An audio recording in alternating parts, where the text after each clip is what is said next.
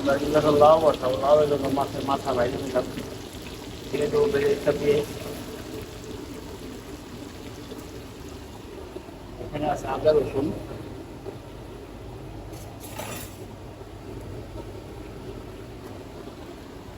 আদা রসুন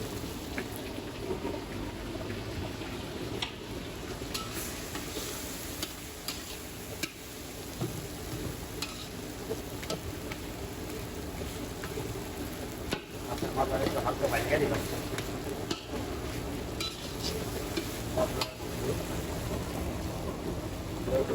পরিমাণ মতো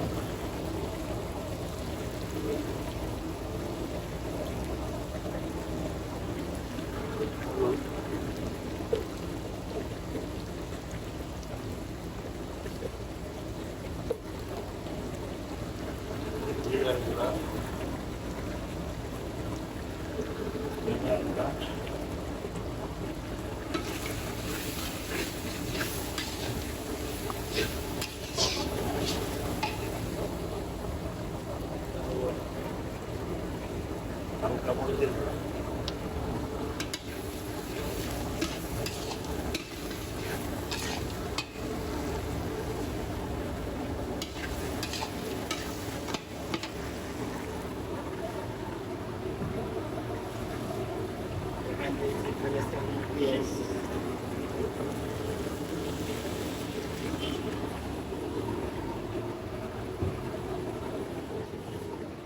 এখন আমরা কাঁচামরিচ কেটে রাখছি লাউয়ের জন্য, দিয়ে দিব লাউ কাঁচামরিচ, লাউ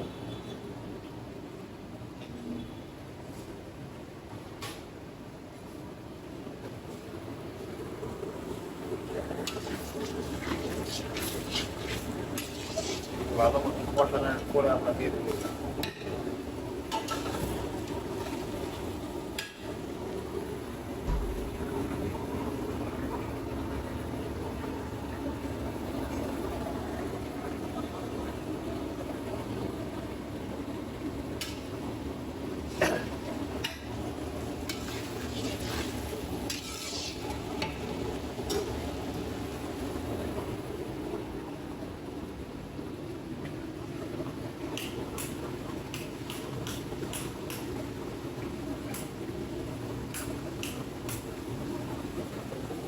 কারেন্ট গেছে গা, কারেন্ট গেছে।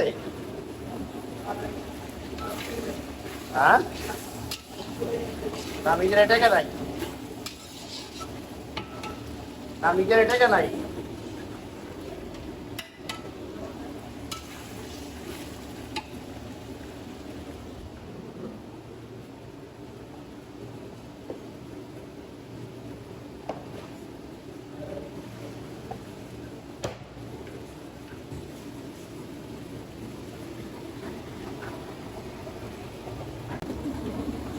আমরা কোথায় গেছি, আমরা এখন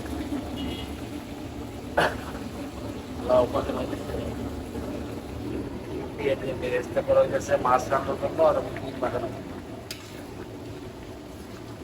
হয়ে গেলে মাছ বাড়বো, মাছ বাড়িয়ে বেরেস্তা দিয়ে মাছটা বানাবো। আপনাকে যদি সবসময় মুরগি মাছ মুরগি পাকানো বেরেস্তা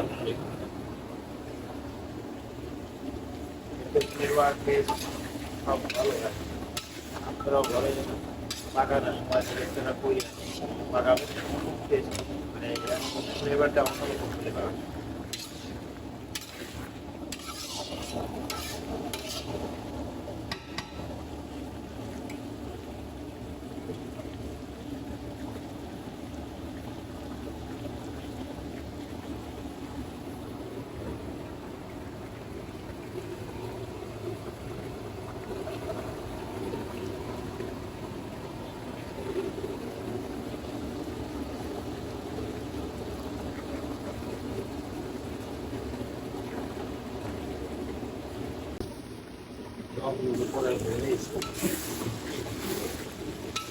কথা দেখে বেড়ে গেছে, বেড়ে গেছে।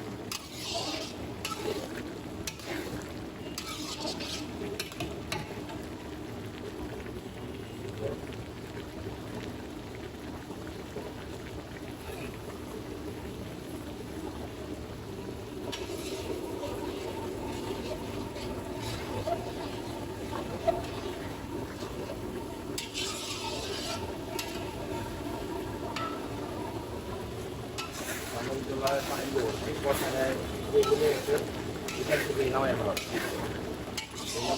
দিয়ে নামাই ভালো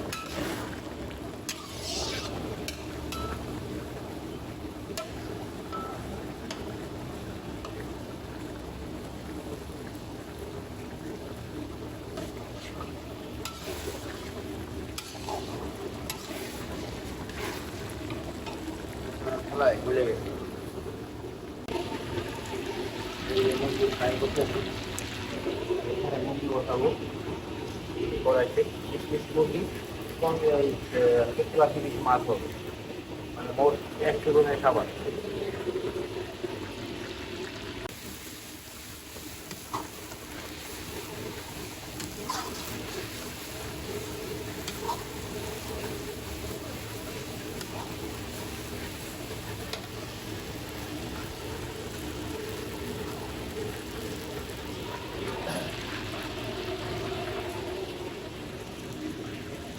যাও চামচ যাও বিরিয়ানি গুঁড়া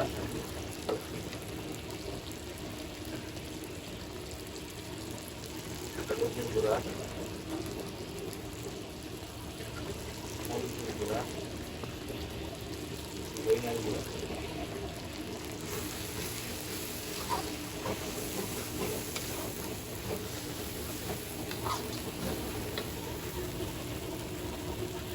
পরিমাণ মতো লবণ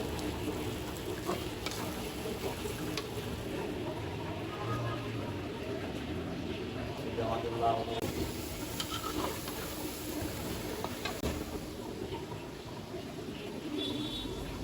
ওরা কাঁচা খেয়ে রাখছি কাঁচা দিল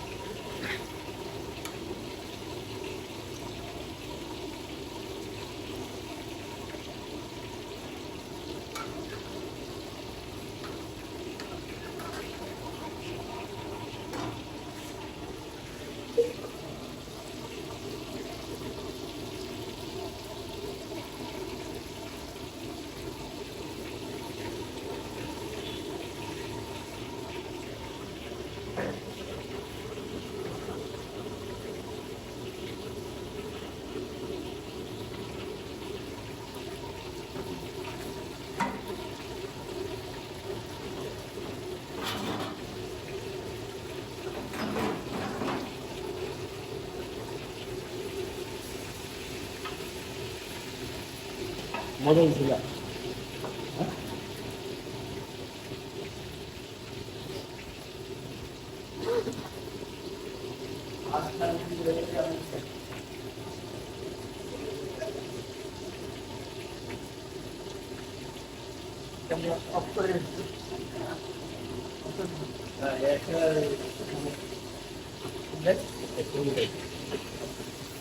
আবার না বলবি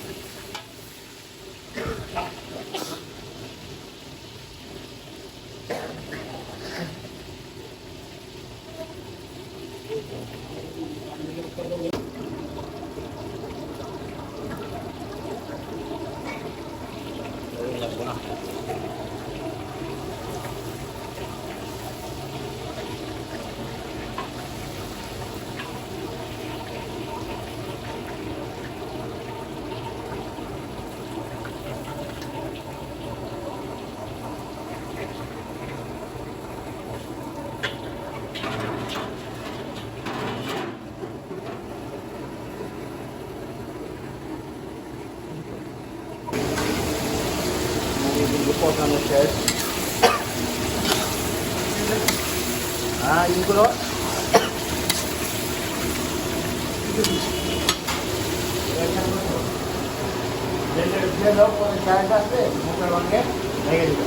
আর এই জিরাগুলো আছে না জিরাগুলো হালকা তেলা দিয়ে পানি দিয়ে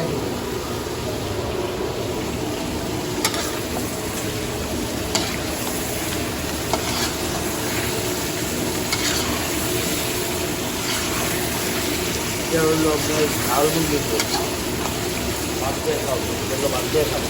ঝাল মুরগির গোশ এগুলো ভাত দিয়ে খাবো। সবাই তো আমরা কীভাবে কী করি দেখেন, আমাদের পাশে থাকবেন সবসময়। আর অবশ্যই সাবস্ক্রাইব করে দেবেন নতুন যারা আছেন, আর শেয়ার করবেন, বেশি বেশি করে শেয়ার করবেন।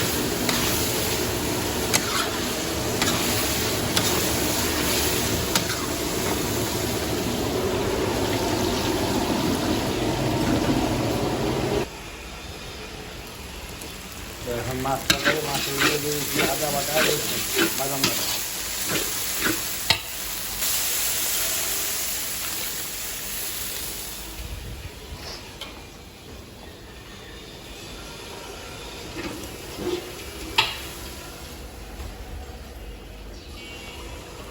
হলুদ,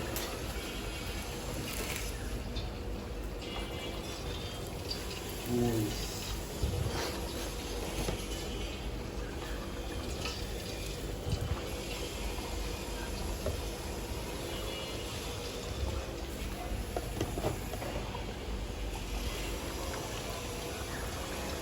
জিরে আর ধনিয়ার গুঁড়া,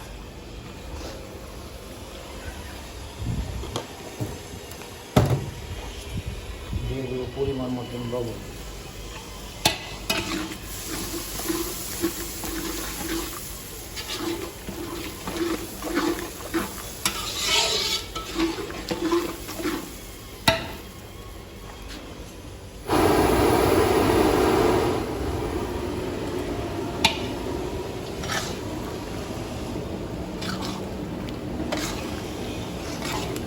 মুরগি কিন্তু হয়ে গেছে।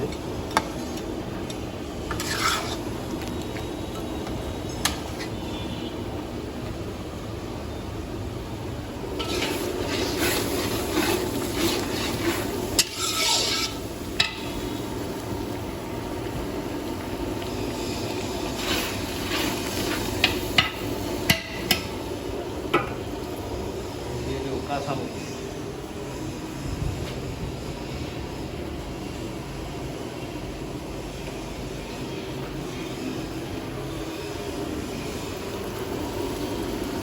কাঁচামরিচ,